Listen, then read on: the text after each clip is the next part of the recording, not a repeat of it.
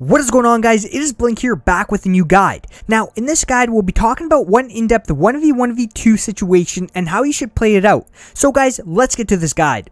So, I want to explain how I played this 1v1v2 situation. Now, I ended up pushing this first player and I used the grappler to get the high ground from him. The grappler is such a good item to hold if you ever need to pounce on someone quickly, or you just want to retake that high ground quite easily. Now, I built right over top of him, and as I tried finding him, I built myself down because the other team started spamming nades around our build. So I decided to back away from all the opponents and play time. Built myself a way to see if these opponents would fight. They ended up taking shots at each other, and as I did that, I did try to take shots back at the team of 2.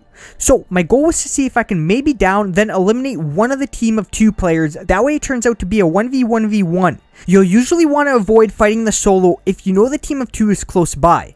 If you can get the solo to fight the team of 2 before fighting you, then that would be perfect because you can come in for a third party pinch on the players that have much less health than you. Now, I bounced myself farther away and played the circle. Playing the circle and less aggressive is what you want to gear your focus towards. Don't play super aggressive in a 1v1v2. Once again, depending on your position, you want the other 3 players to fight each other first. That way you can come in for the pinch. Built walls all the way into the safe zone, had to make sure I was fully covered from taking damage. Now, the solo started throwing nades towards me and he was behind all of us, so there wasn't really a crazy chance of him fighting the 1v2 instead of me.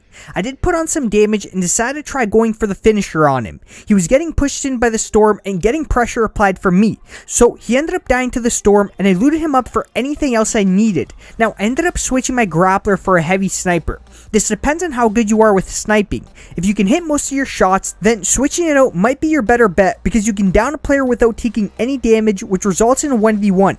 With a grappler, yes, you can get close and down an opponent, but by the time you down the opponent, your health might be quite low from the shotgun shots you took at closer ranges, and it might leave you at low health fighting the last 1v1. Now, yes, the same thing can happen with a sniper, but that's why I stated to pick it up if you can hit most of your shots because you usually won't encounter taking too much damage. One of the players was out in the open and I tried landing a few AR shots and couldn't hit a single shot, as bloom does get quite annoying at times. Now, what I ended up doing is moving up a little and taking AR shots at the fort up top.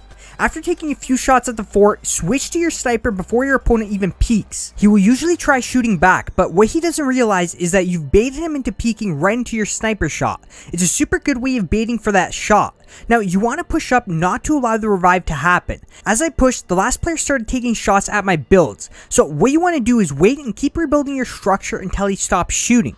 You can then slowly make your way up, and every time you get a little higher, quickly peek out and start taking shots towards your opponent. When you're still in risk of falling to your death, you have to be a little safer when pushing up. So what you want to do is slowly build yourself up, then peek and take shots after every few build-ups because your opponent will most likely peek out to try knocking you down. Although you can usually catch him shooting at your materials as you peek up for the return fire. Now, I ended up dropping him to the ground, and this is where you continue spraying at him as he's super close to the low ground. Ended up eliminating him because he never really built any cover and got the win. So to conclude these types of situations, your goal is to play the zone and try to get the other 3 players to fight each other. If you can successfully let that happen, go for the push after a few seconds of them fighting. Although every situation is a little different, just like you saw in this example, make sure your mindset is geared towards playing the zone and letting them fight first if it's still possible. So guys, that's it for this guide. It was a super in-depth endgame situation and I'll have plenty more in the future. Anyways guys, thanks for watching. I hope you have a great rest of your day, night, and I'll see you on the next one.